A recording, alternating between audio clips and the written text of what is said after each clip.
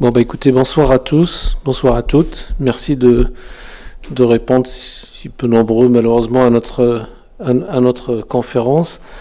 Je tiens à excuser d'abord le directeur de l'Université citoyenne, le professeur Berthoud, qui est pris par des consultations. Bon, voilà. On est avec les aléas un petit peu du direct, donc je me permets de le représenter. Remercier le docteur Guillaudot qui est à l'initiative de cette action Posons notre smartphone, Catherine Bouget qui coordonne au sein de l'Université citoyenne. Bon, avant de passer la parole à Yannick, juste deux petits mots en fait pour ceux qui connaissent peut-être pas l'Université citoyenne. C'est un concept qu'on a mis en place il y a à peu près 5 ans. Il s'agit d'un groupement d'intérêt scientifique qui regroupe à la fois la ville de Brest, la métropole, le CHU et l'Université de Bretagne occidentale. Ce concept a pour vocation en fait de former des citoyens, d'abord des professionnels de santé, former à des métiers pour promouvoir, éduquer à la santé, prévenir en santé.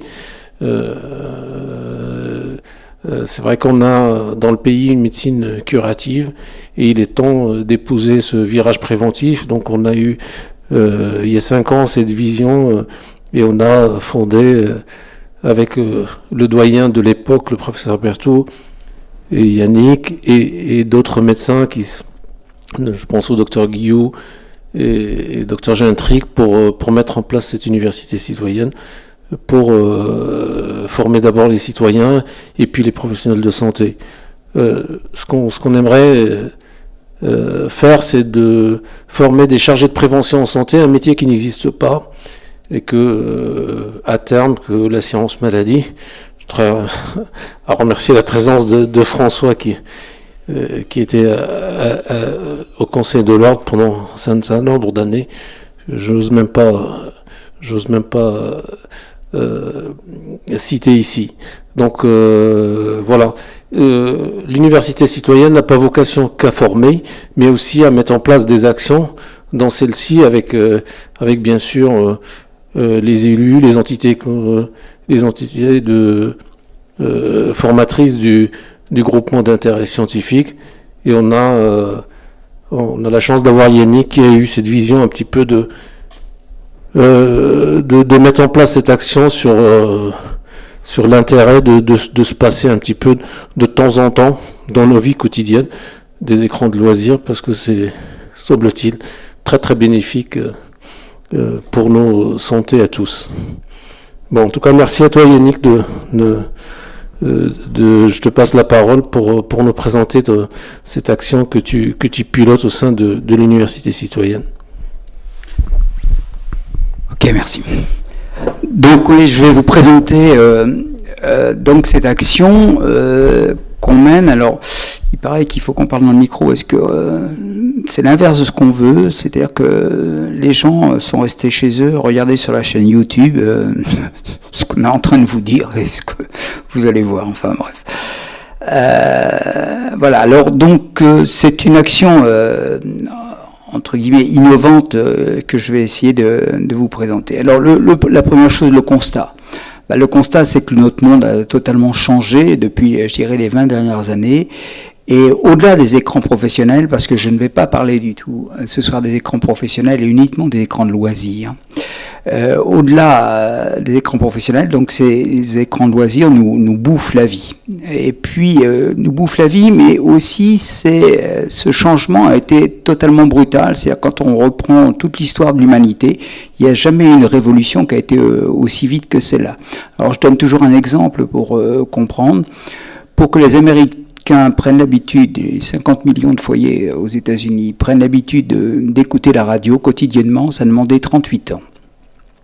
Pour que ces mêmes Américains prennent l'habitude de regarder la télévision quotidiennement tous les jours, ça demandait 13 ans. Pour que ces mêmes Américains prennent l'habitude de manier Google, ça demandait 90 jours.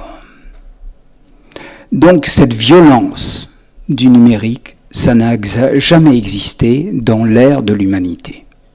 D'accord, il y a eu la révolution, je dirais agricole, avec voilà les paysans qui se sont installés autour des châteaux forts. Il y a les révolutions industrielles. Il y a eu plein de révolutions, mais cette révolution numérique, ce qui nous interpelle, c'est cette violence, cette rapidité. D'accord, 90 jours pour que 250 millions d'Américains prennent l'habitude de manier Google. D'accord, 13-15 ans pour qu'ils prennent l'habitude d'avoir recours à la télévision. Donc vous voyez, ces chiffres-là sont d'une rare violence. Alors, on peut peut-être pas parler d'addiction, mais en tous les cas, ces écrans de loisirs, on le sait maintenant, je vous présente ici une étude qui date du début 2022, donc c'est tout à fait récent, ces écrans de loisirs captent plus de 60% de notre temps libre. C'est pour ça que je parle d'écran de loisirs et de temps libre. Donc plus de 60% de notre temps libre, c'est les écrans. D'accord, donc c'est échanger les réseaux sociaux, suivre l'actualité, jouer aux jeux vidéo, voilà. On en est 60% de notre temps libre est occupé à cela. Et les activités à l'inverse, les activités hors domicile, bon je vous ai mis là, faire du sport, aller dans un lieu culturel, faire les magasins, se balader le long de la côte ou choses comme ça représente à peine plus de 15% du temps libre des Français. C'est-à-dire qu'on ne sort plus de chez soi, on reste chez soi et on consulte un écran, si je voulais résumer. Et des fois, on sort de chez soi, de façon, vous voyez, on va au musée, eh bien écoutez, il y a 3 personnes qui ont oublié leur smartphone. C'est-à-dire que même dans les situations qui sont comptabilisées comme des situations dans lesquelles on ne doit pas être pris par un écran, vous voyez qu'en fait, on est quand même pris par un écran.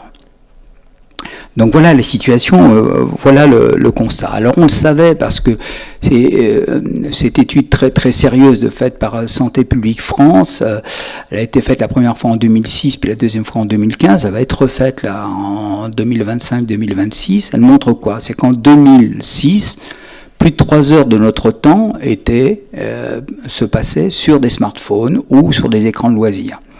Et quelques années plus tard, moins de 10 ans après, on est passé à 5 heures.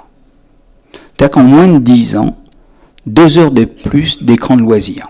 Et quand on va refaire cette même étude, et c'est une étude très sérieuse menée par Santé publique France, on va se retrouver probablement à 6 ou 7 heures. D'accord ? Là aussi, vous voyez la violence, à quelle rapidité les choses changent. Les choses et nous changeons. D'accord ? Cette violence-là qui nous interpelle. Alors vous allez dire, ça c'est la France, dans les autres pays, moi les autres pays c'est pas mieux, j'ai pris 2-3 petits trucs amusants, vous voyez qu'aux États-Unis, 86% des jeunes Américains veulent devenir influenceurs, c'est-à-dire que c'est utiliser leur smartphone pour influencer les autres. Donc pratiquement tous les jeunes Américains ne rêvent qu'une seule chose, c'est de devenir influenceurs. C'est-à-dire que c'est un nouveau métier, n'est-ce pas, on gagne rapidement sa vie à dire des bêtises sur un smartphone, quoi. C'est assez extraordinaire.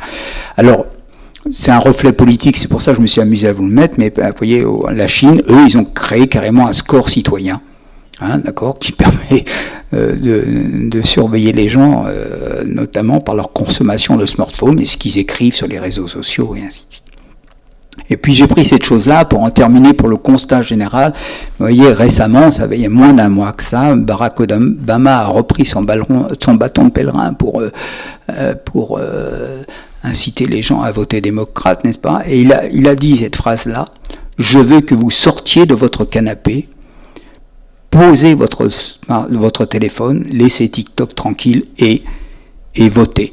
Donc, alors que le vote, c'est que tous les 2 ans ou tous les 4 ans, Barack Obama, qui est quand même un monsieur qui sait dire les choses, est obligé comme argument pour pousser les gens à voter, qui est quelque chose d'exceptionnel, il est obligé de dire aux gens: je veux que vous sortiez de votre canapé, posez votre téléphone, laissez TikTok. Vous voyez dans quelle situation on est. Vous voyez l'argument que sort Barack Obama il y a à peine un mois. Voilà la situation dans laquelle nous sommes. Et ça, c'est effrayant. C'est effrayant, mais c'est un fait et on n'y peut rien. Alors, on peut dire, bon, le constat, il est dur, il est comme ça, mais qu'est-ce qu'on peut faire? Est-ce que ça a un impact sur la santé?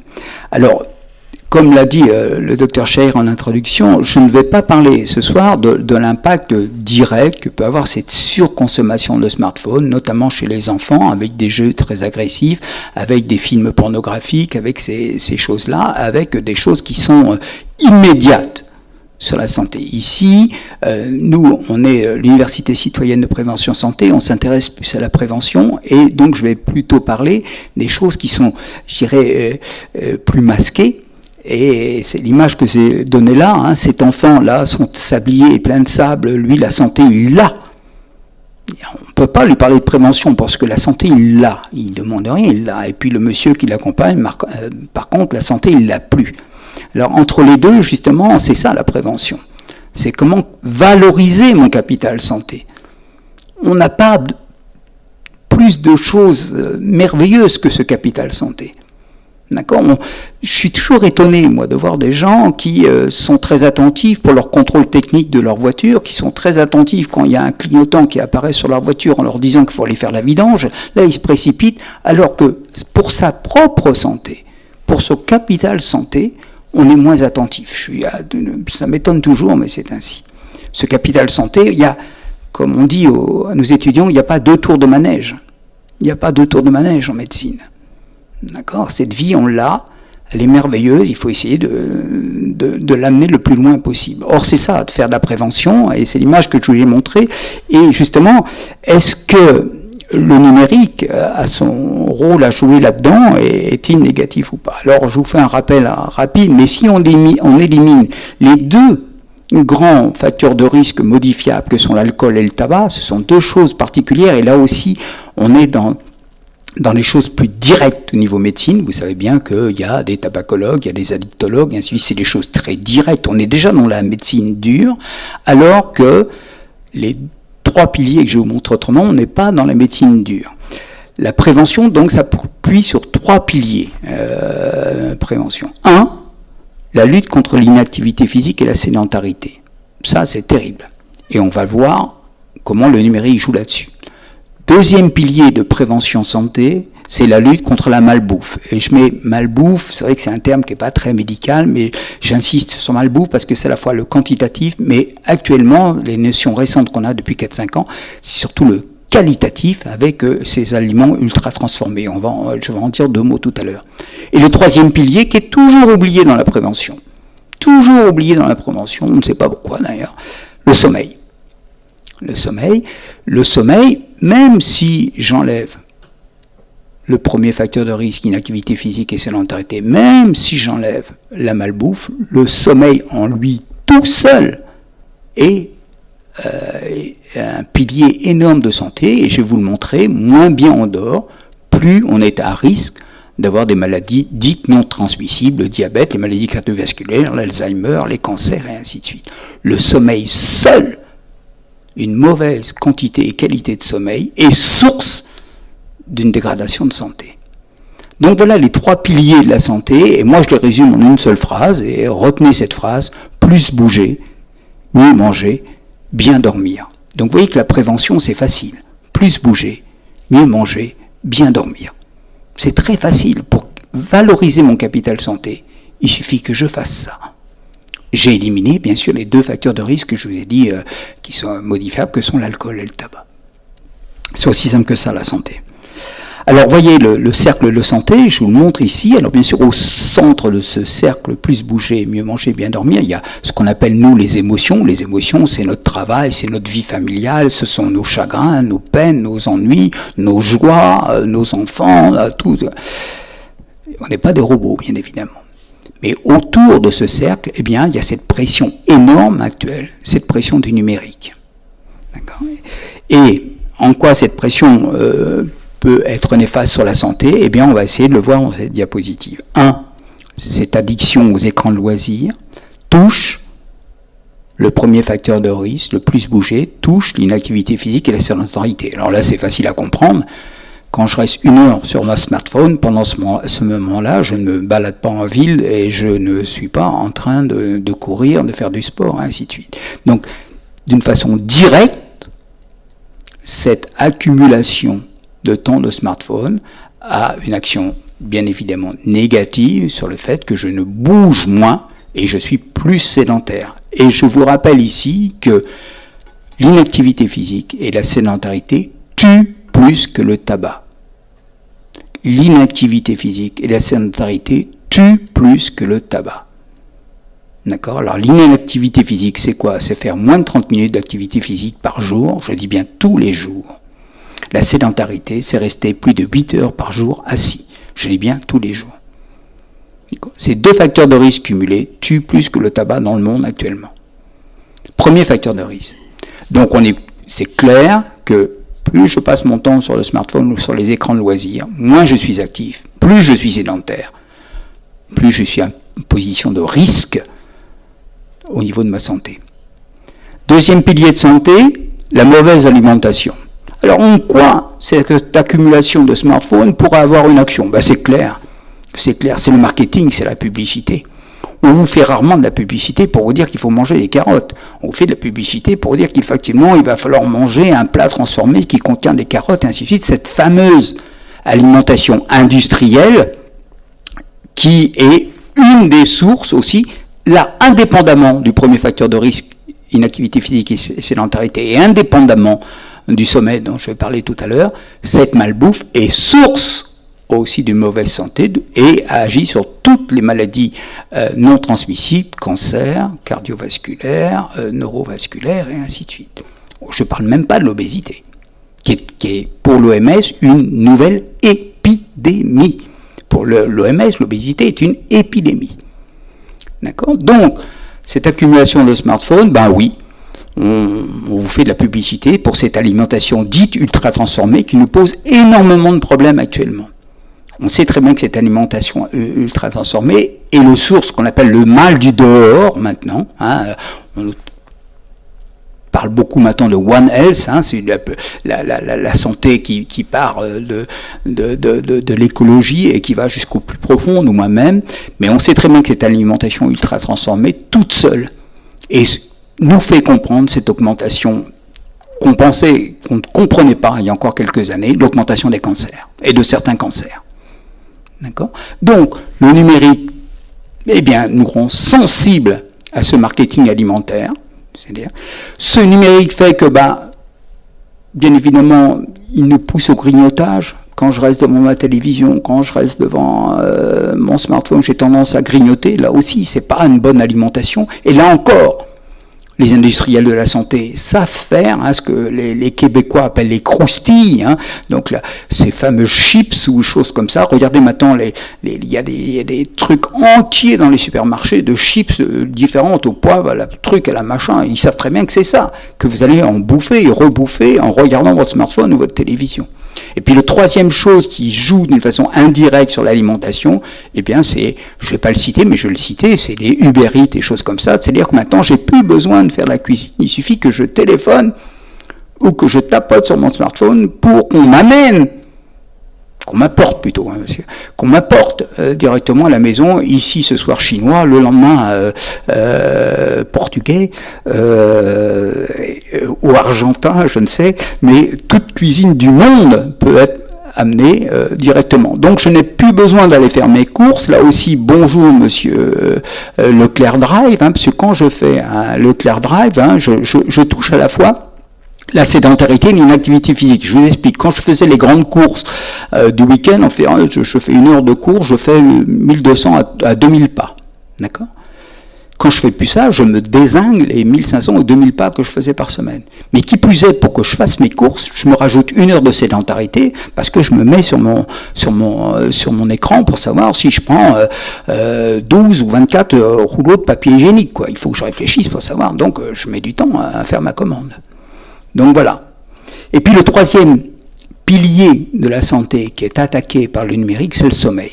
Alors comme je vous ai dit tout à l'heure, le sommeil, on ne comprend pas l'importance du sommeil pour la santé. Mais pour autant, c'est capital. Comme je dis toujours aux sportifs, les sportifs aussi se reposent. Et nous, on a besoin de se reposer. D'accord ? Et c'est capital. Et c'est ce cycle, cette alternance veille-sommeil qui fait qu'on valorise notre capital santé.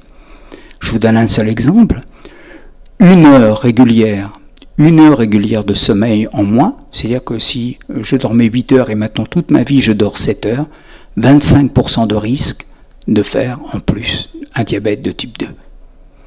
Mais indépendamment du fait des autres facteurs de risque, que sont l'inactivité physique et sédentarité, indépendamment de l'alimentation. Si simplement je réduis d'1 heure par jour mon sommeil, j'ai 25% de risque d'attraper un diabète de type 2. Vous voyez en quoi le sommeil est terrible. Or, mesdames et messieurs, en 50 ans, on a perdu 1 heure et demie de sommeil.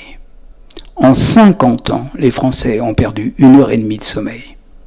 D'accord. Avant, on se mettait au lit au plus tard à 22h, et puis on se levait à 6h du matin, bref, on dormait 8 heures. Maintenant, on regarde le film, puis l'après-film, et puis le truc après le film, puis il faut que je regarde un peu mon smartphone, quand même, si quelqu'un m'a pas envoyé un truc. On a perdu 1 heure et demie de sommeil. Or, je viens de vous dire qu'1 heure de sommeil en moins, c'est 25% de risque d'attraper un diabète de type 2. Alors, on se pose la question actuellement de savoir pourquoi il y a autant de diabète de type 2 dans ce monde. Une des raisons est là. Alors, souvent, on incrimine les 2 facteurs de risque qui sont au-dessus, l'inactivité physique et la malbouffe, mais on oublie le sommeil, on ne sait pas pourquoi on oublie ce fameux sommeil. Mais vous voyez que le numérique attaque ces 3 piliers de la santé, que sont plus bouger, mieux manger, bien dormir. Alors vous pourrez avoir d'autres informations sur justement notre site. Alors vous allez me dire, il ne manque pas d'air, M. Guillaudot, il nous dit qu'il ne faut pas regarder les smartphones, puis après il dit, si vous voulez avoir des informations sur l'importance du numérique, enfin de l'incidence du numérique sur la santé, oui. Alors voilà, mais allez sur notre site et vous aurez plein de choses. Et ça me permet justement d'introduire une autre chose, c'est que le poison est dans la dose. C'est-à-dire que il faut bien comprendre que moi, j'ai pas envie de revenir non plus à la diligence et à la bougie, absolument pas. Ce que je dis simplement, c'est que le numérique, c'est un progrès terrible. On en parlait l'autre jour avec Noureddin Chahir. Moi, pour consulter, des fois, je suis bien heureux d'avoir Google et de me rappeler ce que c'est qu'un syndrome de Cartagénaire, parce que j'ai oublié ce que c'est que le syndrome de Cartagénaire, je dis n'importe quoi, et je tape sur Google, et boum, Google me donne tout de suite la réponse. Je ne pourrais plus travailler sans ça. Donc je n'ai pas envie de revenir à ça. Mais comme je le dis ici, le poison est dans l'excès, le poison est dans la dose. Et c'est de ça qu'on va parler. Alors justement, moi je butais là-dessus depuis très longtemps, parce que ça fait longtemps que je fais des topos sur, je suis médecin du sport de formation, sur la sédentarité, sur l'inactivité physique, qui m'interpelle depuis longtemps, et je me disais, mais ce smartphone, dans cette addiction au numérique, entraîne une addiction à la chaise. D'accord. Mais jusqu'à quel moment, quel est ce qu'on appelle nous, quand on fait entre nous, les médecins, quel est le cut-off? C'est-à-dire à partir de quel moment il faut, c'est bien d'utiliser le numérique, et à partir de quel moment la dose devient délétère. Et je butais un petit peu là-dessus, c'est-à-dire que moi je veux bien réduire ma quantité d'écran de loisirs quotidienne, mais de combien il faut que je la réduise? Et je me posais cette question depuis plusieurs années, et là, au mois d'avril de cette année, je suis tombé sur cette publication qui au niveau scientifique est très très discutable, mais on n'est pas là ici pour discuter, on a beau être à la fac de médecine pour discuter de faire une revue clinique de publications, mais cette publication qui est apparue au mois d'avril montre ils ont pris 200 patients, simplement il y a 200 patients, il y a 100 patients à qui on demande de faire une abstinence totale du smartphone, et 100 patients à qui on leur demande de réduire une heure simplement, leur temps au smartphone. Et ils montrent que l'abstinence totale, comme c'est marqué ici, ne donne pas de bons résultats. Et j'ai envie de dire ouf, parce que l'abstinence totale, pendant une semaine, on est capable de le faire, à la limite, mais pendant toute la vie, comme je vous ai dit tout à l'heure, moi je ne suis pas capable de le faire. Donc ouf.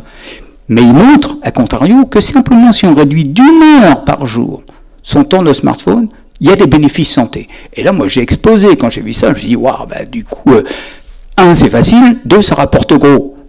Il y a quand même peu de choses qui sont aussi bien que ça, quoi. Donc je me suis dit, réduire les écrans de loisirs, bien sûr, on s'en doutait, c'est plus d'activité physique et moins de sédentarité. On fait moins de grignotage, on s'alimente un petit peu mieux, surtout le sommeil. Surtout le sommeil. Pourquoi surtout le sommeil? Parce que j'ai un peu sauté tout à l'heure, mais quand vous restez sur des écrans de loisirs le soir, alors pas la télévision, Pas la télévision, hein, j'ai rien pour la télévision, mais pas la télévision. Mais les tablettes et les smartphones ont de la lumière bleue, vous savez, les fameux OLED, là, et ça, c'est de l'antimélatonine. D'accord ? Ça vous empêche de sécréter la mélatonine. Même si votre horloge biologique vous dit oh, Noureddin, il est 23h, il est temps de te mettre au lit, même si mon horloge biologique me dit ça, cette fameuse lumière bleue des tablettes et des smartphones m'empêche de sécréter de la mélatonine. La mélatonine, c'est l'hormone du sommeil. C'est l'hormone du sommeil, hein. C'est-à-dire que c'est l'hormone qui m'amène le sommeil. Or, donc, si j'arrête au minimum 30 minutes avant, et mieux 1 heure avant, au moins 30 minutes avant l'heure du coucher prévue, tablette, smartphone, je peux rester devant la télévision, d'ailleurs les gens vous disent qu'ils s'endorment devant la télévision, mais c'est autre chose, eh bien, je vais obligatoirement avoir un bénéfice immédiat sur ma santé. Bénéfice immédiat. C'est-à-dire que je vais mieux dormir. Plutôt que d'aller voir le médecin, aller demander des tisanes et des comprimés, des trucs et des machins, non. On arrête le smartphone. Donc déjà, si vous voulez nous suivre et faire 1 heure en moins, il y en a une qui est facile, c'est l'heure d'avant de se mettre au lit. D'accord. Alors comme je disais à Jacques Jolivet, qui est un dialogue là, qui voulait un peu nous aider là-dessus, ma grand-mère disait ça, mais un bon livre est au lit. Un bon livre est au lit. D'accord. C'est ça la vie, tout simplement. Alors la médecine, c'est pas dur. Je sais pas pourquoi on fait 12 ans d'études. Hein. Finalement, c'est facile. Un bon livre est au lit. Voilà comment on valorise son capital santé. C'est aussi facile que ça. Alors, ouais, je le dis ici, 1 heure en moins, c'est facile et c'est suffisant. Et on le sait très bien quand on s'occupe d'addiction. Alors, je parle d'addiction quand c'est pas des produits psychoactifs, hein, style des drogues ou choses comme ça. On sait bien que l'abstinence n'est pas utile, mais cette observation nous le montre. Il faut aller dans le médium, hein, dans le middle, comme dit ici. Donc, on en est à une conclusion qui est évidente. Réduire d'1 heure par jour simplement sa consommation de smartphone est une thérapeutique non médicamenteuse prometteuse. C'est vrai qu'on peut pas, en médecine, on ne peut pas s'asseoir et balancer des choses sur une seule publication, mais malgré tout, cette publication, elle nous réveille, c'est le cas de le dire. D'où l'idée de proposer ce challenge. Alors je me suis dit, voilà, on va essayer, pour les plus anciens d'entre vous, il y a eu à Brest dans le temps les 3 jours sans alcool. C'était quoi ces 3 jours sans alcool ? C'était un peu nous sensibiliser, même si on ne se sentait pas, de dire, est-ce que pendant 3 jours, je peux me priver totalement d'alcool ? D'accord ? C'était une sensibilisation. Et moi, ce challenge du smartphone que je vous demande, c'est ça aussi, de me sensibiliser. Est-ce que vraiment je peux me passer d'1 heure par jour ? J'étais à 5 heures, est-ce que je peux passer à 4 heures en étant bien quand même ? En étant bien, c'est-à-dire que je ne suis pas accro, je ne suis pas irrité, et en plus, je vais peut-être mieux dormir. Je vais marcher un peu plus, et je vais peut-être un peu plus faire gaffe à mon alimentation, je vais peut-être plus converser avec mes enfants, avec ma femme à table le soir, que de regarder mon portable. C'est-à-dire que le bénéfice, ils sont inimaginables. Valoriser mon capital santé. D'accord ? Donc voilà l'action, on se disait, on va faire ça pendant 1 semaine à Brest. C'est l'idée qu'on a eue avec l'Université de Prévention Santé. On a choisi la dernière semaine de novembre, du 21 au 27 novembre. Donc c'est pendant 1 semaine, le ou la volontaire, hein, d'accord, on s'engage à réduire d'1 heure par jour son smartphone. C'est-à-dire que là, je regarde, vous allez sur notre site et vous saurez comment regarder sur votre smartphone combien vous consommez de smartphone par semaine, et puis cette dernière semaine, je m'engage à réduire ça. Alors ça peut être quelque chose de personnel. Moi, je m'engage, comme disent les coachs sportifs, c'est un engagement personnel. Je me prouve à moi-même que, mais ça peut aussi être un engagement collectif. Quand je parle de collectif, ça peut simplement être dans mon couple, mais dans ma famille, mais avec mes amis, et on a poussé au-delà dans l'entreprise, c'est-à-dire que les entreprises peuvent se challenger entre elles pour essayer de se dire, nous, on est l'entreprise qui est la plus à la pointe sur ce problème de santé, et je vous ai montré comment ce problème de santé nous titille, nous médecins, et on a bien communiqué au sein de l'entreprise là-dessus pour challenger et pour sûrement améliorer la santé de mes collaborateurs. Je veux dire par là que les entreprises qui, de gaieté de cœur, là je vais être un petit peu dur, qui de gaieté de cœur ne veulent pas faire ce challenge, détruisent ma base médicale. Je me demande pourquoi on continue à faire de la médecine si les gens ne comprennent pas l'alerte qu'on est en train de leur lancer là. Si on ne veut pas que ses collaborateurs aillent mieux, alors que le challenge est facile, je communique à l'intérieur de mon entreprise pour dire que pendant une semaine, on va tenter de regarder 1 heure de moins sur le smartphone. Les entreprises qui, de gaieté de cœur, ne veulent pas faire ça, je trouve ça insupportable. Alors si vous, demain, vous allez dans vos entreprises, essayez de savoir si elles se sont inscrites à son challenge, comment elles voient ce challenge, et il suffit qu'elles aillent sur le site et elles comprendront comment s'inscrire et comment communiquer en intranet, en intra-entreprise pour valoriser ce challenge qu'on vous propose. Je ne vous demande pas d'arrêter de boire si vous êtes alcoolique, je ne vous demande pas d'arrêter de fumer si vous êtes un fumeur, je vous demande de réduire d'1 heure par jour pendant une semaine votre temps de smartphone. C'est une prise de conscience que je vous demande. Et cette prise de conscience, je vous la demande maintenant, mais dans 10 ans, ça serait une obligation. Votre smartphone peut-être se coupera au bout d'un moment. Ou il y aura une interdiction, comme l'alcool, la vente de l'alcool ou la vente du tabac. Il y aura quelque chose, parce que ça nous détruit. Est-ce que ce monde va accepter qu'on se détruise, qu'on s'auto-détruise? C'est ça qui m'interpelle.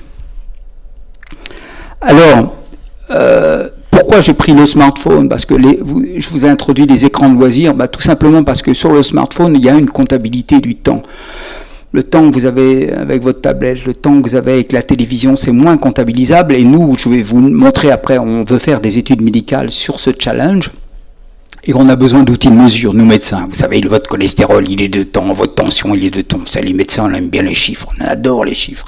Donc là, il nous fallait une mesure. Or, sur votre smartphone, vous avez, là pareil, si vous allez sur le site poson-no-smartphone.com, vous verrez, si vous avez un Android ou si vous avez un iPhone, comment regarder votre temps de smartphone. Il est comptabilisé, on vous dit comment faire. D'accord ? Donc, pourquoi on a choisi le smartphone? Parce qu'il y a un temps, et nous, on peut savoir, tiens, effectivement, je regarde 4 heures par jour mon smartphone. La dernière semaine de novembre, je m'engage à ne regarder que 3 heures. D'accord? Pour s'inscrire à notre challenge, il suffit d'aller sur le site, et puis, voilà. Alors, on a, je vous ai dit, challenger entre les entreprises. On aimerait que les entreprises se challengent et fassent le travail pour nous et ceux qui nous écoutent sur la chaîne YouTube. On espère que, justement, ils vont s'inscrire et venir plus nombreux à nous suivre dans cette action. Alors, moi, je pensais que ce qu'on avait eu l'idée de faire au niveau de l'Université citoyenne de prévention santé, je me disais, c'est une action inédite et innovante parce qu'on est les premiers à faire ça dans un territoire. C'est le premier challenge d'un territoire. Et puis, cette idée simple qui était du smartphone en moins, de la santé en plus, au niveau de la prévention, ça nous semblait vraiment bien. Et puis, j'ai lu ça dans le Monde il n'y a pas très longtemps, et je me suis dit, merde, il y a des gens qui t'ont piqué l'idée, voilà. Alors, il y a un village en Inde, vous voyez, où les villageois s'imposent une cure détox numérique tous les soirs. Alors, le soir à 19h, il y a une sirène qui retentit et tout le monde doit éteindre télévision, smartphone et ainsi de suite. Et ils discutent entre eux, ils parlent, ils lisent et 1h30 après, la sirène retentit et là, ils peuvent rebrancher leur truc. C'est fabuleux. Trouvez pas. Et ça, c'est un village en Inde. Alors, c'est dommage que M. Cuillandre ne soit pas là, parce que je lui aurais bien demandé de donner un coup de tonnerre ou de canon à 19h à Brest, et puis de refoutre. JP, t'es pas d'accord, le coup de... si, donc un coup de canon à 19h, un autre coup de canon à... Mais vous voyez que il n'y a pas que nos sociétés très occidentale ou qui se pose la question. Dans ce village en Inde, le maire du village se rend compte que les gens ne parlent plus, que les gens ne discutent plus, que les gens ne lisent plus, que les gens n'échangent plus. Et cet homme, je ne le connais pas, mais il doit se révolter comme je me suis révolté tout à l'heure. Où va-t-on? Et lui, par la force, par la loi, par certaines choses, comme je vous disais tout à l'heure, c'est peut-être la loi qui va nous imposer de réduire nos smartphones.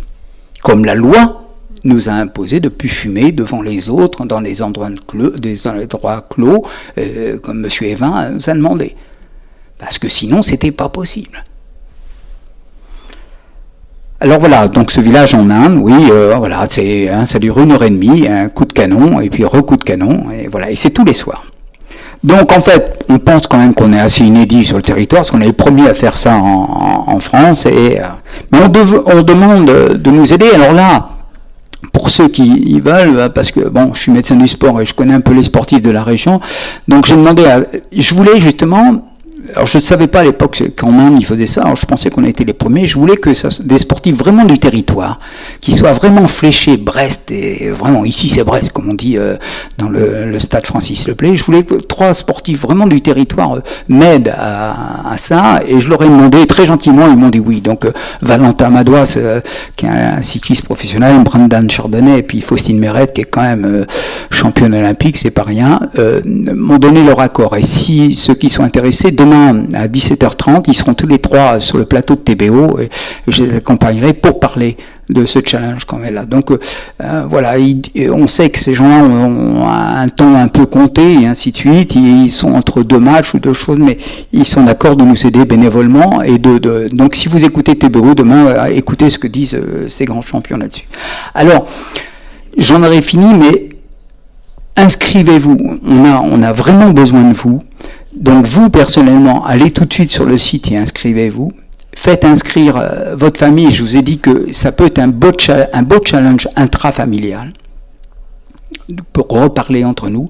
Mais inscrivez aussi vos amis, les amis de vos amis. Et demain, quand vous arrivez dans votre entreprise, allez voir, je sais pas, celui qui s'occupe du syndicat, celui qui s'occupe de la com, celui qui s'occupe des RH, et lui dire, mais pourquoi notre entreprise n'a pas communiqué là-dessus?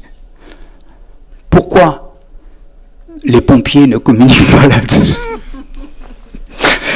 Oh, je dis ça parce que je suis méchant, parce que c'est un des premiers qui ont été au courant, c'est le SDIS 29, je leur ai dit. Non, mais ce que je comprends pas, voilà, pourquoi l'entreprise ne communique pas sur ce sujet-là? D'accord? Mais vous, inscrivez-vous. Alors pourquoi on a besoin de vous? Parce qu'on adosse ce challenge-là à de la recherche clinique. Nous, on est l'université et il y a 3 étudiantes en médecine, donc ils vont passer 3 doctorantes qui vont faire leur thèse de docteur en médecine. Une thèse de docteur en médecine, c'est pas rien quand même. Donc 3 doctorantes qui doivent faire leur thèse sur ce sujet-là. Alors c'est vrai que si on a une cohorte, c'est-à-dire que s'il y a 300 personnes qui s'inscrivent à ce challenge, ça va être dur de faire 3 thèses. Si c'est 3000, si c'est 5000, c'est que du bonheur pour nous, pour faire des thèses qui ressemblent à une thèse. Alors ces 3 thèses, je vous les fais courtes. Il y en a une, c'est sur une thèse qui est plutôt médico-sociale, que de montrer un petit peu les populations qui sont plus consommatrices ou pas. La deuxième thèse, c'est sur le sommeil. Et la troisième thèse, c'est sur l'activité physique. C'est pour ça que quand vous allez vous inscrire, quand vous allez aller sur le site, vous allez avoir après, vous inscrivez, ok, et puis après vous avez, est-ce que vous êtes d'accord de participer aux études médicales? Cochez oui. Et vous allez directement recevoir un questionnaire. Ce questionnaire, je vous promets, il demande, je l'ai participé, je l'ai construit, il demande moins de 5 minutes. D'accord? Ce Google Form, remplissez-le. Et une fois le challenge terminé, je vous rappelle que le challenge est du 21 au 27, donc novembre, fin novembre, début octobre, vous recevrez un deuxième questionnaire encore plus facile, encore plus rapide, et ça nous permettra de faire 3 thèses de doctorat en médecine, avant-après, et de pouvoir discuter et travailler au niveau médical, parce que nous sommes quand même une université de médecine, et c'est important de faire des choses comme ça. Donc, comprenez bien que on a l'impression de faire du rabattage, j'ai un peu l'impression de ça, mais c'est très important pour nous. C'est pas notre gloriole à nous, à l'université citoyenne, on s'en fout, on est des vieux, voilà, moi j'ai fait ma carrière, c'est terminé, j'ai plus à publier de papier.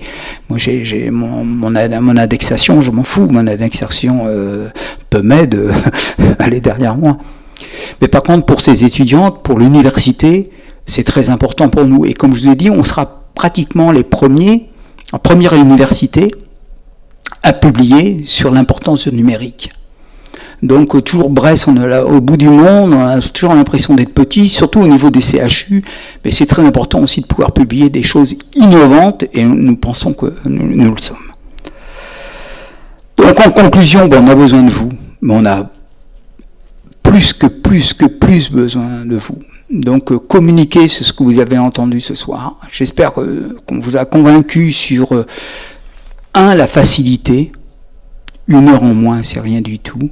2, allez voir notre site. Vous allez avoir plein d'informations médicales, beaucoup plus que celles que j'ai pu vous donner ce soir. Mais si vous voulez me poser des questions, je suis là pour vous répondre.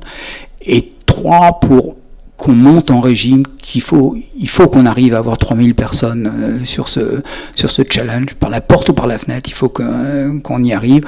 On a des entreprises qui maintenant sont en train, ça y est, ont démarré, je vais les citer parce que ceux-là, ils me font plaisir. Arkea, Thales, MSA, il y a... vas-y. Groupama, il y a plein d'entreprises qui ont été tout à fait d'accord de démarrer tout de suite avec nous et qui sont en train de monter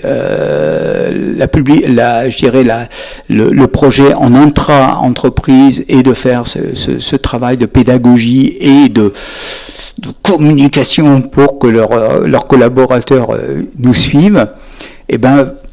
On vous demande de faire la même chose demain, d'aller secouer vos entreprises, d'aller voir pourquoi ils n'avancent pas sur ce sujet. Facile, on ne demande rien aux entreprises. Moi, quand j'ai démarché les entreprises, là, la plupart du temps, ils me disaient « Ah, docteur Guizot, c'est sympa, pour une fois, on vient nous voir et vous ne nous demandez pas d'argent. » On ne demande rien. Noureddin Chahir, quand il va voir les entreprises, il va demander de l'argent pour son club de football. Moi, je ne demande rien. Je ne demande rien. Je demande un effort minime, 1 heure par jour, et je vous ai prouvé le bénéfice santé. Je vous l'ai prouvé. Et toutes les études vont aller dans ce sens-là. Et on pense que les études que nous allons faire là vont aussi aller dans ce sens-là. Mais quand on fait des études médicales, si ce n'est pas dans ce sens-là, on le dira aussi. Parce que justement, nous, il n'y a pas de lobby. D'accord ? Justement, c'est un peu contrer des lobbies. Je vous l'ai montré tout à l'heure l'importance des lobbies, notamment dans le marketing alimentaire. Nous, c'est l'inverse. Je ne suis pas contre Monsieur Apple, je ne suis pas contre Madame Google, je ne suis pas contre Monsieur Orange ou Monsieur Free ou Monsieur Bouygues. Non. Je dis simplement que le poison est dans la dose et qu'il va falloir qu'on prenne conscience de ça. Et que tous ensemble, on y arrive. Et tous ensemble, c'est faire un peu justement du lobbying envers notre famille, envers nos amis, envers notre entreprise pour y arriver. Je vous remercie beaucoup.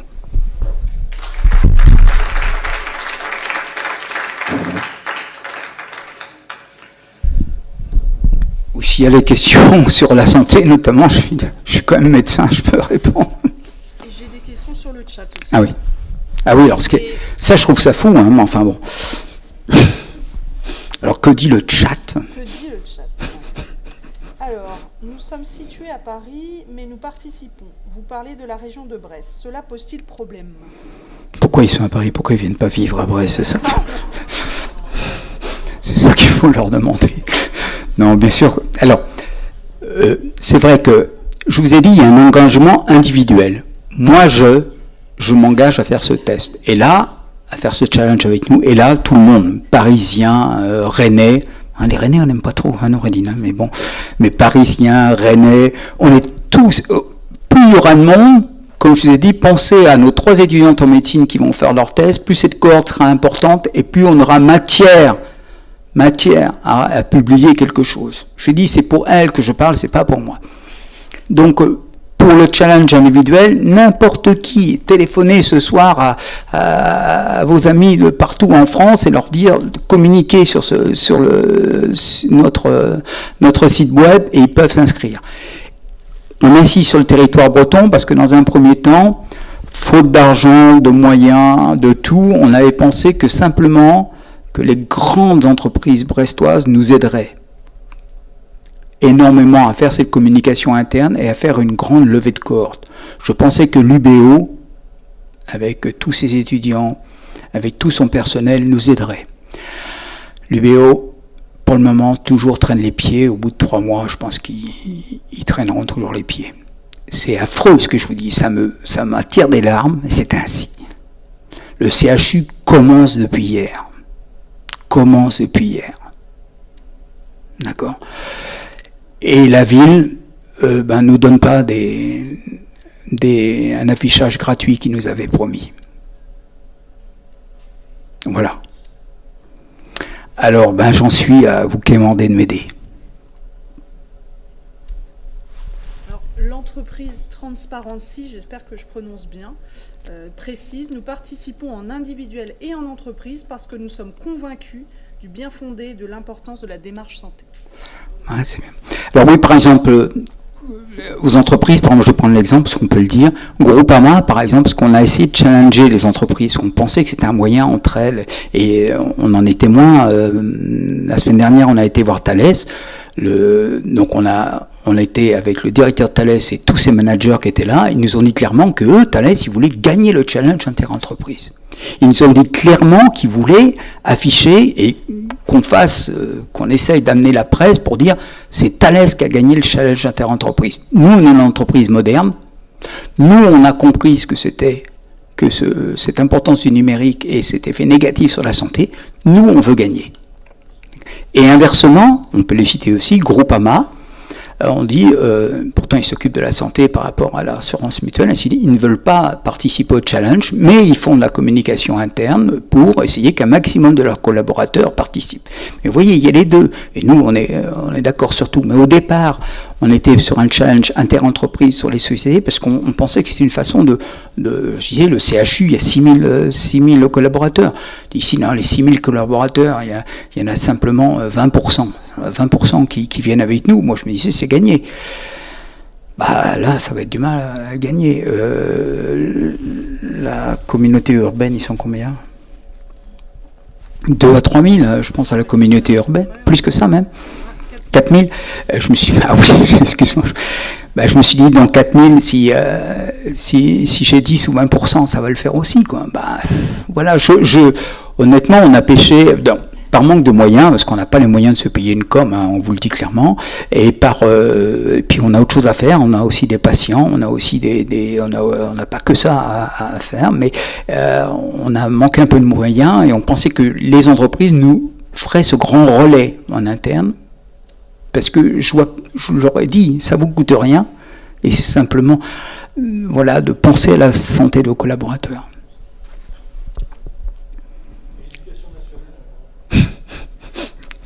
Alors là, c'est encore plus fou. Hein. Vous voulez vraiment me rendre en colère, vous je vous ai dit déjà que l'UBO, on a un peu de mal.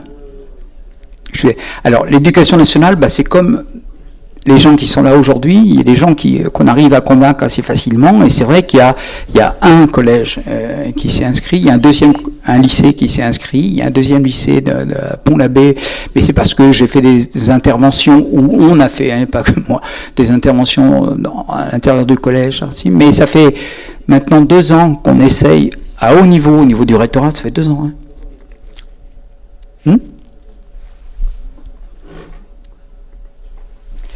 Qu'on essaye d'interpeller l'éducation nationale là-dessus, mais ça traîne un peu les pieds. Alors, je veux dire quand même une chose, parce que hier, je ne veux pas faire le malin, mais hier je suis passé sur une chaîne télé que je connaissais même pas, c'est Public Sénat, je connaissais pas, puis c'était un truc avoir 20 ans en 2022,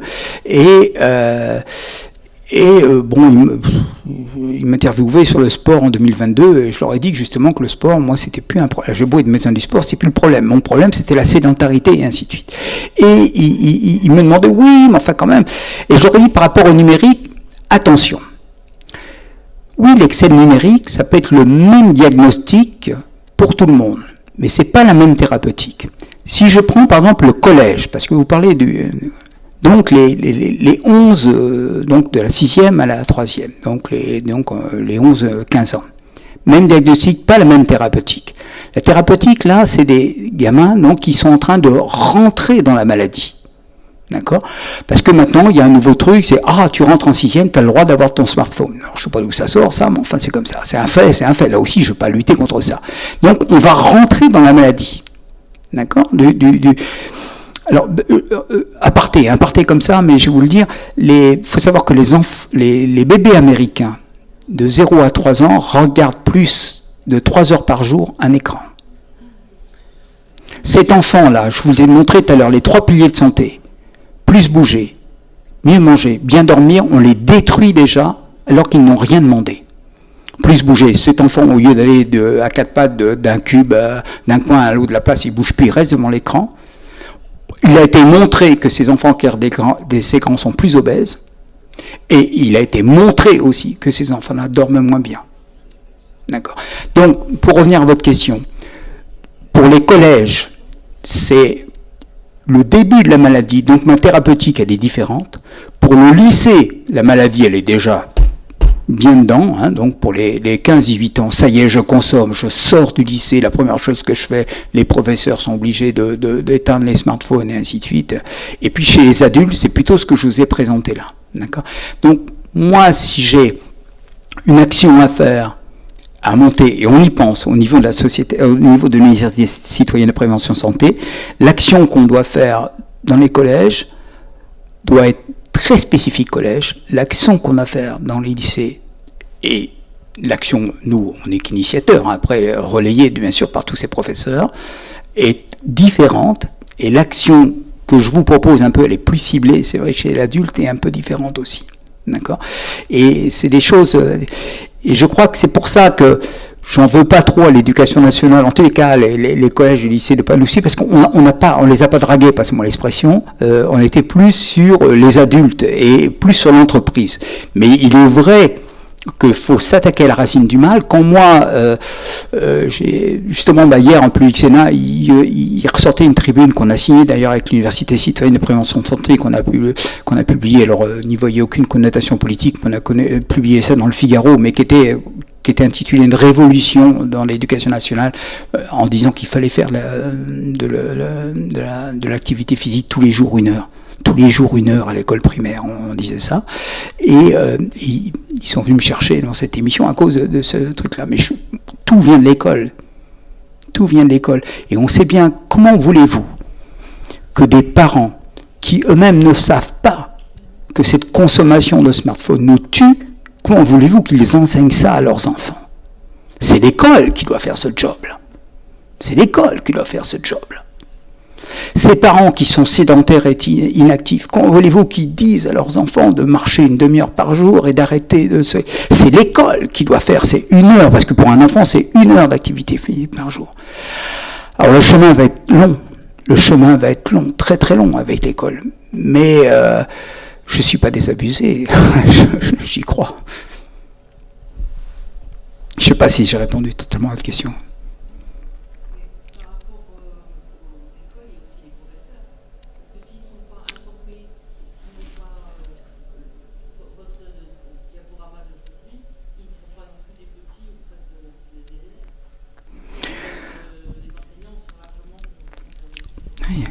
Je suis tout à fait d'accord avec ça. C'est ce que je disais. Bien sûr, il faut soi-même... Alors, je vais vous faire une grosse confession, là. J'ai été fumeur. Et au début que je faisais de la médecine, je fumais encore. Et je peux vous dire que quand je disais aux gens qu'il fallait arrêter de fumer, j'essayais d'y mettre toute mon énergie, mais j'ai arrêté de fumer. Et je peux vous dire que quand, après, moi-même, arrêter de fumer, je disais aux gens d'arrêter de fumer, mais je mettais une énergie folle. J'étais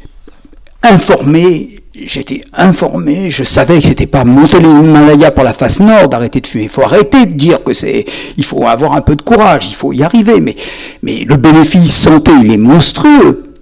D'accord ? Et bien sûr, comme je dis toujours, quand on est convaincu, on est beaucoup plus convaincant. On le sait bien, et je crois qu'il faut, bien évidemment, on revient sur ce que vous disiez souvent, informer les professeurs sur cette quantité, que le poison est dans la dose, comme on dit tout à l'heure. Bien sûr, comment un enfant peut vivre sans TikTok, comme disait Obama, bien sûr, il faut être dans son monde. Mais quand ce monde devient délétère, il faut savoir mettre des barrières. Oui. Moi, quand j'ai inscrit rappeler aussi aux élèves, ils ont entre 15 et 18 ans pour votre étude ou non? Oui. Est-ce que les employés peuvent inscrire leur famille, leurs enfants, ou il y a une limite? Oui. Ah non, alors il n'y a aucune limite. Tout le monde peut s'engager. Alors, on était bloqué au départ au niveau des études médicales. Quand on fait une étude médicale, moins de 18 ans, ça nous pose problème au niveau éthique. D'accord. Bon, c'est pour ça qu'on avait un peu bloqué. C'est pour ça, pour revenir à votre question, on avait plutôt dragué les entreprises, ainsi de suite. On avait mis un peu de côté, justement, les collèges et les lycées. Et on s'était plus attaqué, on était à fond sur les étudiants, donc en plus de 18 ans, on était à fond sur les entreprises, choses comme ça. Mais, et aussi, parce que, je vous l'ai dit, pour moi, la thérapeutique, donc la façon, cette approche des écrans, pour les collégiens et pour les lycéens, et pour moi, et médicalement parlant. Après, j'ai pas abordé le côté social, j'ai pas aborder d'autres choses, comme sont l'addiction au jeu actuellement. Morgane Guillou n'est pas là, mais l'addiction au jeu, de jeux en ligne payants, c'est quelque chose qui est effrayant. Le sexe sur les smartphones, c'est des choses, tous les professeurs nous font remonter ça, c'est effrayant. J'ai pas abordé ça parce que c'est des choses directes. Moi, j'ai abordé les choses quantitatives un petit peu. Alors, on peut aborder les choses d'une façon différente. Si vous êtes professeur, vous êtes beaucoup plus qualifié que moi à savoir ce qui va permettre d'accrocher vos élèves que moi. Moi, en face à face, médecin, connaissant mon patient, j'arrive à accrocher, j'ai l'impression de savoir un petit peu des choses. Et vous êtes beaucoup plus apte que moi à savoir comment accrocher votre classe et savoir communiquer que je ne saurais le faire. Mais par contre, vous donnez des éléments, si vous voulez mon topo, je vous le donne.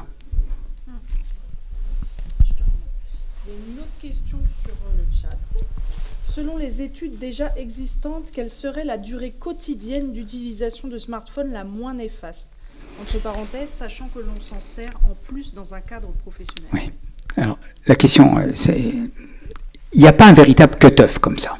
Hein, d'accord ? Je ne peux pas vous dire, parce qu'en fait, c'est pour ça que... C'est schématique que j'ai dit. Je dis les écrans professionnels d'un côté, les écrans de loisirs de l'autre. Bien sûr que c'est schématique. Et puis parce que maintenant, vous savez que depuis le Covid, bien évidemment, avec le confinement, la barrière entre le professionnel et le privé, elle est de plus en plus poreuse. On le sait très bien. Il y a des gens qui vous disent que ils continuent le soir parce que entre 5 et 8 finalement, ou entre 4 et 6, ils ont fait plutôt du personnel, et alors du coup, entre 18h et 22h, ils font du professionnel. On sait très bien que maintenant, c'est assez poreux, ça. Donc, c'est assez difficile de répondre à cette question. La seule chose, c'est que le boulot, c'est le boulot. Les premiers articles que j'avais écrits, c'est la sédentarité au travail. Je m'étais fait interpeller, je m'en souviens assez sèchement par quelqu'un qui m'a dit « Vous croyez, monsieur, que les sténodactylos dans le temps étaient travaillés 45 heures par semaine, ils étaient assises, donc la sédentarité, elle existe depuis longtemps. » Enfin, il m'avait fait tout un truc sur la sédentarité. Bien sûr que on est tous dans notre boulot assis. Alors, quand je fais des communications intra-entreprises, et vos réunions depuis 2 heures, arrêtez-moi ça. Hein, il faut se lever tous les 2 heures. Hein. Le premier traitement de la sédentarité, c'est se lever tous les 2 heures. Hein, c'est-à-dire que si on reste plus de 2 heures assis, c'est mauvais pour la santé. Donc déjà, les réunions intra-entreprises depuis 2 heures, on fait une croix dessus. Hein. Donc ça, c'est fini. Mais la barrière est poreuse entre le professionnel et le personnel. On ne peut rien sur le professionnel. Hein. Votre patron vous demande de faire ci ou ça. Sur le personnel, je peux, et je vous ai bien montré, 2006, 3 heures d'écran de loisirs par jour. 2006, 2015, 5 heures. D'accord ? Ça, c'est moi. Pourquoi je ne vais plus en ville faire les courses? Parce qu'il y a Amazon, parce qu'il y a ceci, parce qu'il y a cela. Pourquoi je ne vais plus voir me balader en ville? Pourquoi veux-tu que j'aille en ville, quoi? Pourquoi? On est en train moins de 15% de ce qu'on a de notre temps libre est fait à l'extérieur de chez nous. On reste chez nous et le confinement n'a fait qu'accélérer ça. Je suis bien chez moi. Et les réseaux sociaux me font croire que je suis un phénomène... Mais non, je suis un être humain, j'ai besoin de relations sociales, mais des vraies relations sociales. Des fois de s'engueuler, des fois de se dire qu'on n'est pas d'accord, mais il ne faut pas se dire en tapant, bien non, s'invectiver comme ça, d'être entre nous et d'écouter des gens. Enfin, on a quand même besoin d'être entre nous, de parler, de communiquer, et pas simplement par ce smartphone. Donc, j'insiste, moi, c'est ce côté très larvé. C'est une prise de conscience que j'essaye de faire avec ce challenge, de prise de conscience qu'on est en train de se laisser. Mais c'est un tsunami, cette histoire. C'est un tsunami. C'est comme je disais par rapport à la sédentarité et l'inactivité physique, c'est un tsunami. On devient des êtres sédentaires qui sont scotchés derrière leur écran. Bien sûr, la vague se forme, je ne ressens pas, ou la société ne ressent pas cet effet terrible que ça va entraîner sur notre santé, mais quand la vague va s'écrouler, donc dans 10-15 ans, et déjà la vague s'écroule. Déjà, ça va s'écrouler. Il y a une dernière étude qui est sortie qui montre que les milléniums, c'est-à-dire que les enfants qui sont nés après les années 80, il y a plus d'hypertendus, il y a plus d'obèses, ça vous le savez bien, mais il y a plus de dépressifs, c'est-à-dire qu'on sait déjà, il y a des marqueurs de santé qui sont nets, qui nous montrent que cette ère du numérique est en train de détruire. Alors actuellement, à juste raison, je dis bien à juste raison, tout le monde est accroché à la planète en disant les gaz à effet de serre, ainsi de suite. Mais si on continue comme ça, est-ce que l'homme ne va pas disparaître avant la planète? Aux États-Unis, qui nous montrent toujours le bon exemple, mais souvent le mauvais exemple avant. Donc ils ont une épidémie, comme je vous disais tout à l'heure, d'obésité, avec des taux de diabète de type 2 effrayants. Eh bien, les enfants meurent à 50 ans, 55 ans de leur diabète de type 2, alors que leurs parents, 80 ans, vont bien. Comment une race disparaît? Pas autrement que comme ça. Ah oui, il faut le dire à la télé, mais c'est ça, la réalité. C'est ça, la réalité. Alors là-dedans, c'est ce que je vous ai dit tout à l'heure, c'est les 3 piliers de la santé, inactivité physique et sédentarité, malbouffe et destruction de sommeil. On a perdu 1h30 de sommeil. Et tout ça dû, en partie, je dis bien en partie, à nos écrans de loisirs. Voilà. Si je ne vous ai pas convaincu, vous m'avez épuisé déjà. Je ne sais pas comment vous convaincre. Est-ce qu'on n'est pas devant une maladie de civilisation? Là, vous attaquez les GAFA avec tout le commerce qu'il y a à garder les citoyens dans ces écrans et à lui vendre de la pub sur tous les sujets. C'est le monde de l'agroalimentaire ultra transformé, et voilà. Et puis, le troisième, je ne sais pas, peut-être le monde des médias qui veut que nous garder en ligne le plus longtemps possible, si c'est sur la télévision ou quoi que ce soit. Quand vous attaquez les 3 thèmes, c'est Oui. qu'on a devant nous des monstres. Alors, je vais raconter une anecdote, bien sûr.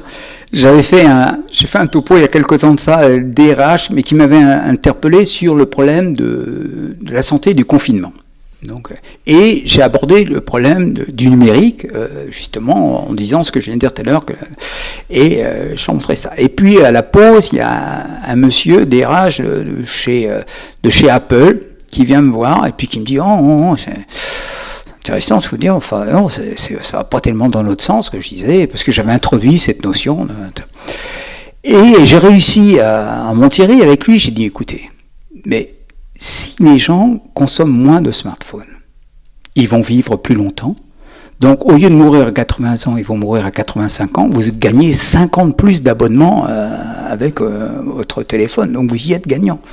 Donc, parce qu'une fois que vous avez l'abonnement qui regarde 5 heures, ou regarde 7 heures ou 3 heures, ils vous payent la même chose. Par contre, s'ils vivent 50 plus, donc vous devriez m'aider. Alors là, il a un petit peu souri, il m'a dit, ouais, peut-être, il n'était pas encore totalement convaincu de mon argumentation, mais en fait, c'est ça la vie. C'est ça la vie. Alors j'ai vu hier, pour joindre comment lutter contre les lobbies, j'ai vu hier que partout, parce que les Jeux Olympiques 2024, on n'entend que ça en France, que Danone venait de signer avec, donc, comme grand sponsor pour les Jeux Olympiques 2024. Dans une de mes diapositives que je fais dans mes topos souvent, je montre Danone, 65%, mesdames et messieurs, du chiffre d'affaires de Danone, c'est de la malbouffe.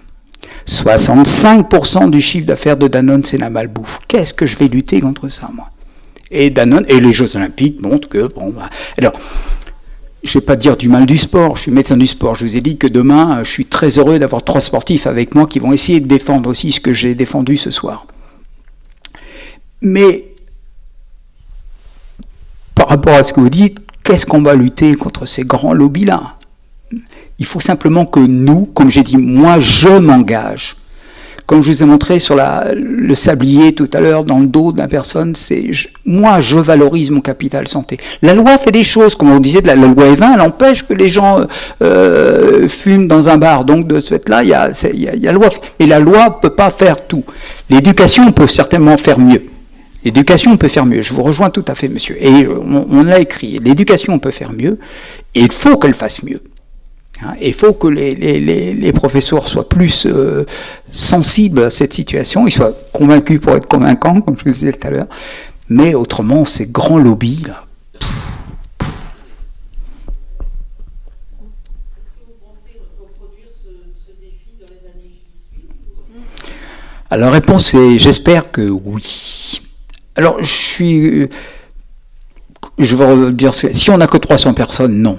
Si on en a 3000, bien sûr que oui, parce que d'abord on va avoir une publication, on va voir en quoi il faut mieux cibler, quelle population, ceci, cela, on va progresser. Et puis, on va quand même, on espère, et on le sait, parce que hier j'ai eu un call, je vous ai dit, avec une chaîne nationale qui m'a demandé, et j'ai réussi à glisser un peu mon truc, alors que le sujet c'était pas ça du tout.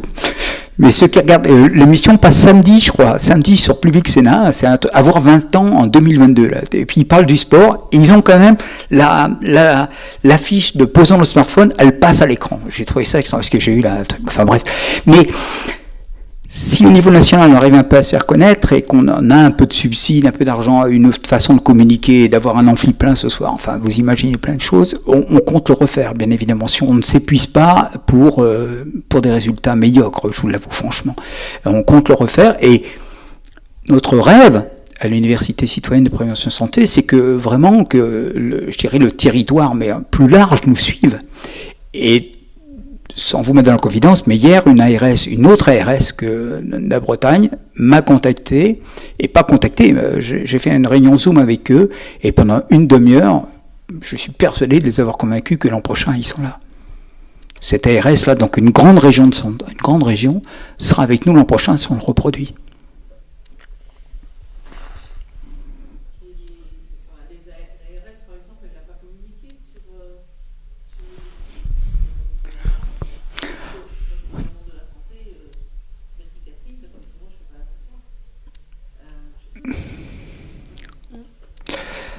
Ouais, c'est une bonne question.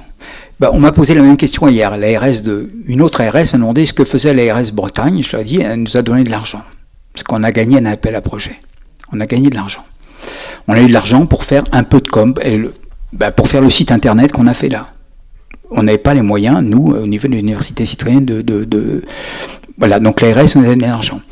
Mais c'est vrai qu'on pensait, alors peut-être c'est notre faute, il faut balayer devant notre porte, peut-être c'est de notre faute, on n'a pas été bon avec l'ARS, mais on a l'impression qu'ils nous donnent de l'argent, puis voilà, c'est fini, allez, voilà, on a fait notre job, nous, c'est fini. On redressera ça l'an prochain. Si, justement, l'an prochain, on a déjà été assez efficace cette année, on le reproduira.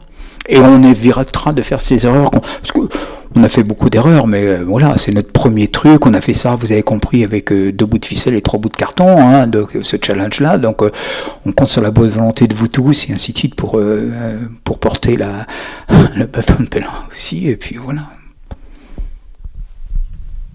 Bon, on va peut-être... Il n'y a plus de chat, madame. Non. Christian, tu veux peut-être conclure, parler?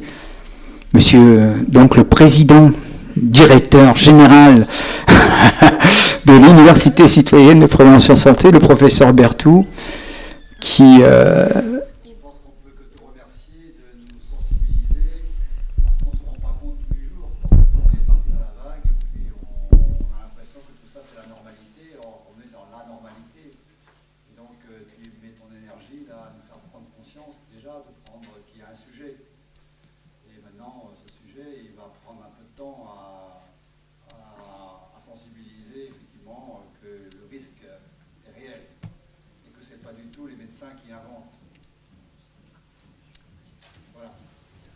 Non, c'est pas nous. Mais on est des lanceurs d'alerte et je crois que ça vaut toujours le coup, quoi. Ça vaut toujours le coup. Enfin, je sais pas si... solide qui le démontre. On est sur l'évidence based médecine. Ouais, mais... C'est pas je pense que, ou je crois que. Je sais, mais regarde, on est de la même génération, Christian, tu sais bien, on a été sur les bancs de cette faculté, on a entendu nos maîtres parler de l'amiante à l'époque, et ils se sont énormément débattus sur l'amiante, avant d'être finalement être suivis, reconnus, et ainsi de suite. Moi, j'ai l'impression qu'on fait un peu ce combat-là, quoi. Actuellement, on est dans des lanceurs d'alerte. Je partage l'analyse. En fait, ce que j'aurais tendance à dire, c'est qu'il ne faut jamais être en avance sur son temps. C'est toujours comme ça. Et les Curie, les gens passent, les exemples comme ça. Nous, on a cette idée de construire cette analyse citoyenne pour travailler un petit peu sur l'éducation, la promotion, la prévention de santé. On voit qu'on n'est pas compris.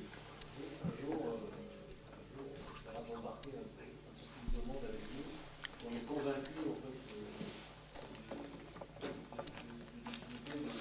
de former le maximum de gens.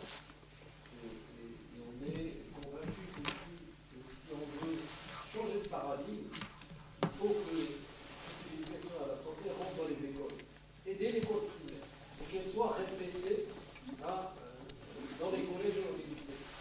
Un peu comme le vélo. Vous savez, quand on commence le vélo tout petit, on est accro au vélo, on est très content, on se balade, tout ça, puis à un moment donné on abandonne parce qu'on a des enfants, et puis quand on est en vacances, on reprend le vélo, et ça revient très vite en présent.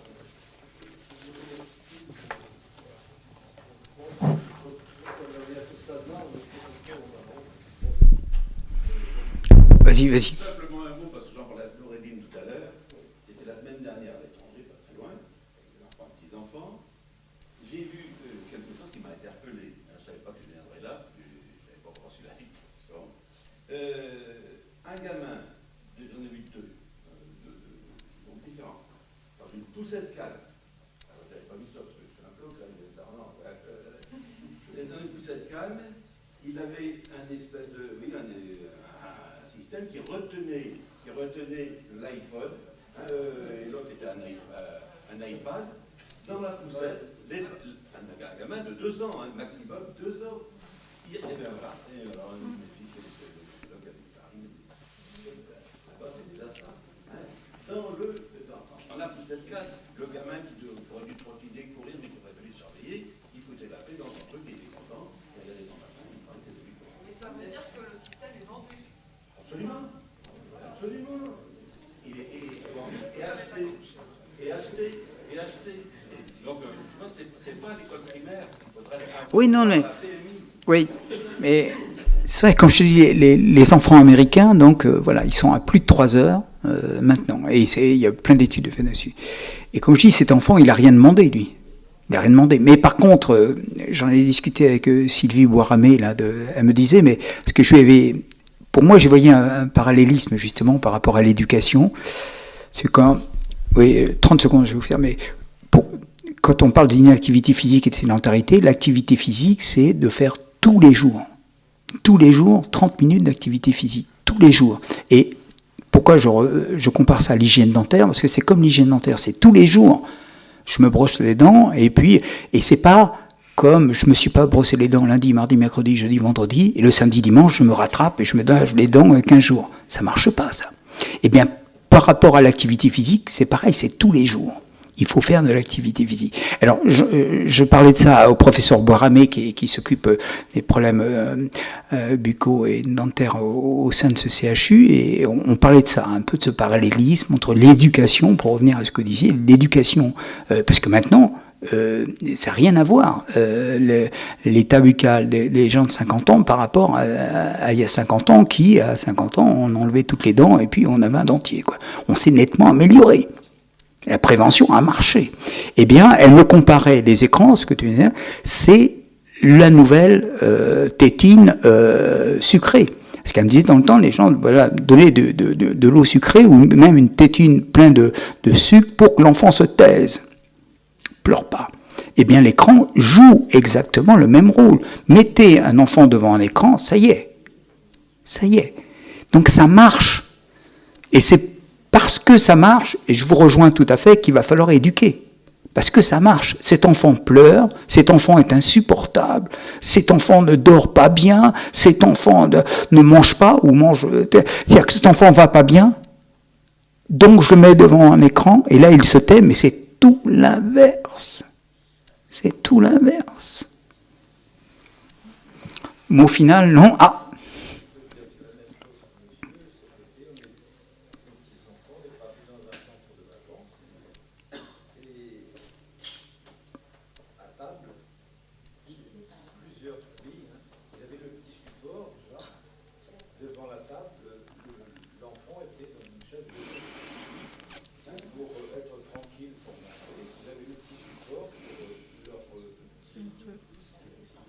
Moi, je vais vous apporter un témoignage aussi sur ce sujet-là. Dans un train, un enfant, en 2013, un petit enfant qui marchait à peine, il disait « Papa, maman », et quand « phone », c'était son troisième mot. Je l'ai dit en rigolant à la maman à ce moment-là, elle me dit « Vous avez raison ». 2013, ça remonte, hein. Le progrès. Bon, on vous remercie beaucoup. On espère vous avoir convaincu. Et puis, je vous ai dit, toute l'énergie que j'ai essayé de mettre ce soir, essayer de la mettre ce soir, demain, après-demain, pour qu'il y ait beaucoup d'inscrits à notre challenge. Je vous remercie beaucoup d'être venus.